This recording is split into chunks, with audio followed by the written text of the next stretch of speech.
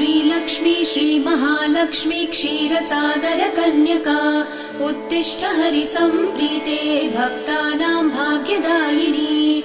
श्रीलक्ष्मी श्रीमहालक्ष्मी क्षीरसागरकन्यका उत्तिष्ठ हरिसम्प्रीते भक्तानां भाग्यदायिनी। उत्तिष्ठोत्तिष्ठ श्रीलक्ष्मी विष्णुवक्षस्थलालये उत्तिष्ठ करुणापूर्णे लोकानां शुभदायिनी। उत्तिष्ठोत्तिष्ठ श्रीलक्ष्मी विष्णुवक्षस्थलालये उत्तिष्ठ करुणापूर्णे लोकानां शुभदायिनी।